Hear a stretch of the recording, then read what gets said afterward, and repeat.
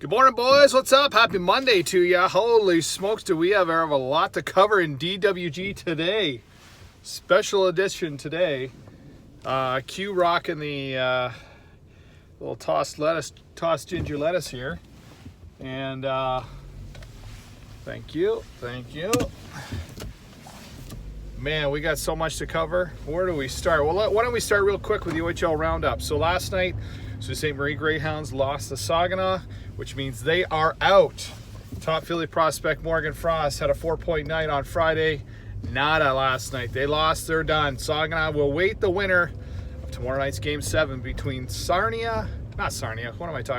between London and Guelph. Sarnia is long gone, just like every year.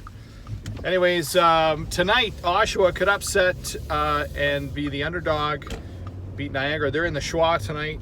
Game 6, they're up 3-2. So there's 3 teams left in the West, 3 teams left in the East, and we're waiting to see who's going to play Saginaw in the West, and we're going to wait and see who plays the Ottawa 67s in the East. On to yesterday, the Masters. Wow, what a Masters. A Masters every year is just a special thing, but I'm telling you, yesterday, it was unbelievable. I was on my way to Peterborough yesterday. I was listening on the radio, 550 WIP in Buffalo, and then I switched over. TSN 1050 had it. And then we got to the final 2 holes, and I had to live stream. I had to throw it on the phone. It was just unbelievable. So I go into my Bell app and I check how much data I have left. And I have 5 gigs of data every month. And I go in and I check, and I'm praying that I have enough data to just kind of get through. And sure enough, I had I'd only use 40%. So score on cue, and I was able to watch a good 45 minutes of the final coverage. And I wasn't sure how Tiger was going to react. I thought, after being all that he's gone through personally and then physically and the grind and all that kind of stuff, I thought he'd just break down on his knees and just, it was enough to break him. But he was pumped. He was ready to go. He was like, let's do fucking shots, boys. Let's go. And it was such an inspiring thing, not just for sports and golf, but for anybody who, feels like they're grinding away and there's an end goal in sight that, you can actually overcome it was just unbelievable how many guys were on the leaderboard all weekend, and mentally he played a very smart game. He made some shots, and more importantly, he didn't lose his focus. There was a lot of guys that kind of dropped off at the end. The entire round, I wasn't worried about Molinari and I wasn't worried about Finau. The entire round, from the very first tee, I was like, the guy that you're going to be competing against is Brooks Koepka. That guy's a monster. He has the experience, the recent wins. I thought that was the guy that he was going to have to beat, and he did. Koepka missed that putt on 18, which would have made it real interesting, especially considering Tiger had to take a bogey on 18. That putt would have been even more. So the fact that Koepka missed on 18, that's really what gave what Tiger the win. Because otherwise it could have gone to the playoff, and that anything could have happened at that time. So hats off to Tiger Woods, 15th major win. Apparently a guy in Nevada put $85,000 on last Tuesday on Tiger to win at I think it was something like 400 to 1 odds or something like that, something crazy. Anyways, he won $1.19 million. And I'm sure there was a lot of great stories about people winning money yesterday because of Tiger. And Tiger himself, I'm sure he had a good time. And it was just so cool to see, him embrace his kids. I'll be quite honest, I got really emotional. Not for the fact that I'm a massive Tiger fan. I've always enjoyed watching Tiger Woods, as other golfers. But I think, being a father, seeing him grow through the years, and then seeing, that embrace, that just special moment of a comeback story, embracing, even though he's a favorite, he's still an underdog. That was just so special that you can't, that's the most real reality TV that you can get, you know, and that was so special. So that was amazing. That's what made the day yesterday. But it didn't end there. Just when we talk about all kinds of stuff going on, the Columbus Blue Jackets. Let's talk about last night and the Columbus Blue Jackets. Just before the game, Victor Hedman was ruled out for the game. I think what it is he's got concussion-like symptoms. He's still reeling from that hit in one of the final games of the season. And now we got a spot where his head's not right. He can't play. He's clearly injured. He came back early. And Kucherov was on a one-game suspension. Bobrovsky stood on his head the second half of the game.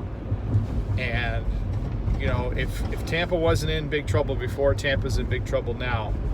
However, if there's any team that can come back 3-0 right now in the NHL, you got to figure it's going to be Tampa, because we have a team here that's, you know, one of the best teams in the regular season of all time. That's a fact. They've got Kucherov coming back, who's going to be motivated. And if you saw the third period, the way that Tampa came at them in waves, if Bobrovsky doesn't stand on his head, Tampa takes that game. That was a close game. That was a much closer game than the score indicated. I think it was 3-1. It could have easily gone in overtime. I know Tampa hit a couple posts in the third period as well. You know, I'll be honest with you. I'd love to see an upset. And you know, like we've seen a lot of other underdog stories, when you have an opponent, when you have your foot on the throat of an opponent, if you don't push down and finish them off, you can't let Tampa off the mat. Because if you let them off the mat and they go back home in Game 5 up 3-1, next thing you know it's 3-2, and you go back to Columbus and all the pressure's on you at home and everyone wants to see you clinch at home, and anything can happen in that Game 6, and then if you don't win that's your Game 6. If you're Game 6 is Game 7 for Columbus, because if you don't win at home, then you got to go all the way back in Game 7 in Tampa. They've won 3 in a row. They have all the momentum, and Bobrovsky, you know, has to pull one out. So, man, I know it sounds cliche, but that Game 4 is about as must-win as you can get for a team that you don't want to. You know, obviously Tampa's going to bring their all. So that's a real interesting matchup. Last night, the Winnipeg Jets got on the board. You know, a lot has been said about how bad Patrik Laine's season has went, but we now have 3 games where Laine has scored a goal. Kyle Connor has an unbelievable shot. If you take a look at the highlights last night, his release is just unbelievable. And they have somehow figured out Binnington, at least for one game, gotten back into the series, a huge win for them. And now we've got a situation where St. Louis, you know, St. Louis could go up 3-1, or it could be tied 2-2 with the best of 3 back in Winnipeg's favor. So that game on Tuesday night is going to be absolutely massive for both teams. And to nobody's surprise, that series is probably going to go 7 games. Another action yesterday. The Pittsburgh Penguins lost. They're down 3-0. They're in big trouble. They're in big trouble because Matt Murray cannot make a stop when he needs to make a stop. And that's shocking for a guy who this young in his career already has 2 cup rings. He's proven that he can get it done when it really comes down to the crunch time. And he's just kind of fallen into this Cam Ward type of funk. He can't make a save. The defense on Pittsburgh are nowhere near as good as people think they are. And I've been saying it all along. I watched a bunch of Pittsburgh games all year. Pittsburgh is not a fast team. They're not a team that is going to beat you with their speed. They don't have a ton of speed right now. They got rid of some guys that were were pretty fast guys, maybe not sandpaper guys, and I know they kind of brought some of those guys in, but they got rid of a lot of speed over the last couple of years. If you take their team from a couple of years ago with all that speed, Bonino was on that team and Hagelin was on that team, and then you took a look at Connor Sheary. Those are all guys that were skating guys into the ground and pushing teams back, but they don't have those guys anymore. So Pittsburgh is in trouble, and I'd be lying if I said I wasn't happy about it, because I fucking hate Pittsburgh. So I think if the time comes where they get swept, which is definitely not something that anybody expected. I actually picked them to win in 6. But if they do get swept, I guess the question would be posed: does Sidney Crosby suit up for Team Canada in the World Championships? So, speaking of World Championships, a big disappointment over the weekend. Team Canada lost to Finland, and then they ended up winning bronze. So they won bronze, but that's the first time. Maybe the first time ever, I think, where they haven't won gold or silver. Of course, the U.S. 5-time champions. A bit of controversy in the gold medal game with some goalie interference. I thought it was goalie interference, so I think they made the right call. And then, of course, a very puzzling shootout move by a Finnish player going with the tip of their stick down like a ringette move or something. I don't know about that. Maybe, Shaz, you can enlighten me on what the advantage is to the ringette move, going in on a shootout, needing to score and win. I don't know if that's a Finnish thing, but in the end it was all Swedish, no Finnish, if you get what I'm saying. What else? Well, yesterday, the world's greatest bike race, a bike race I watch. I didn't get a chance to see it yesterday, but I've watched it a couple times. The Paris-Roubaix, which has been going on since 1902. It's the greatest classic. Now, classics are considered one-day races. Was raced yesterday. It's a road bike race. A Belgian won. Actually, Belgian was first and third, and the German took second place. But the crazy thing about the Paris-Roubaix is, it's 117 years old, but a big part of sections of the race are on cobblestone, which is like, when you think about riding a bike on cobblestone and how crazy that is, and then you're riding it with a road bike, albeit a little bit thicker wheel, but not much.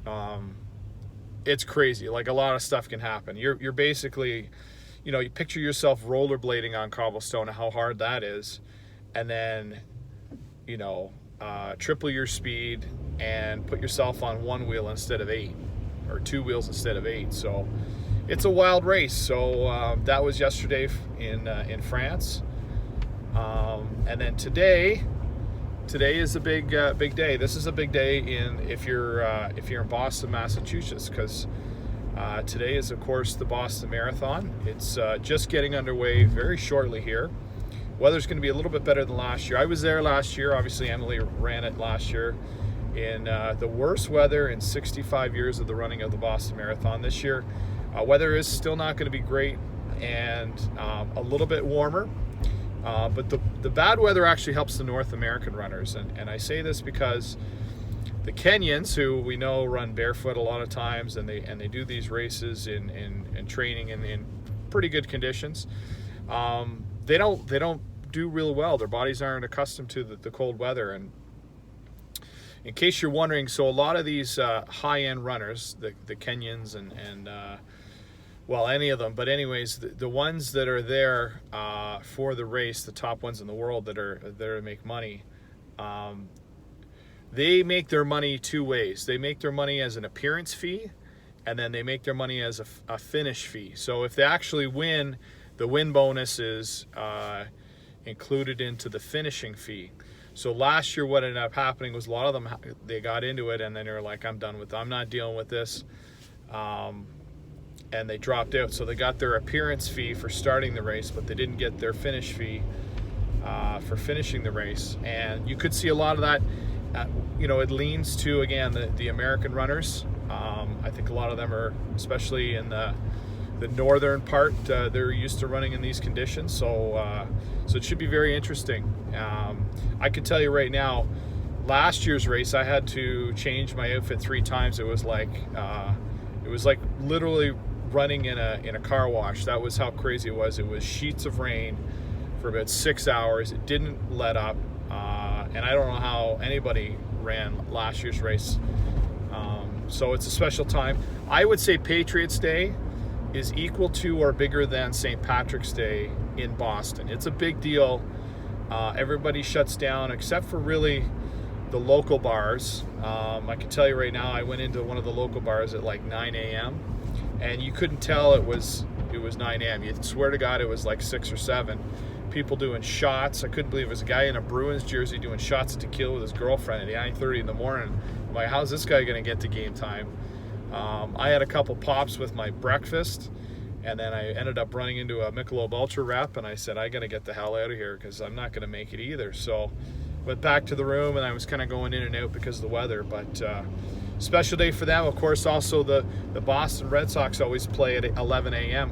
They're going to be playing the lowly Baltimore Orioles, and I say lowly because they're brutal. But Chris Davis did get a hit over the weekend, which is ending that streak of futility, so good for him.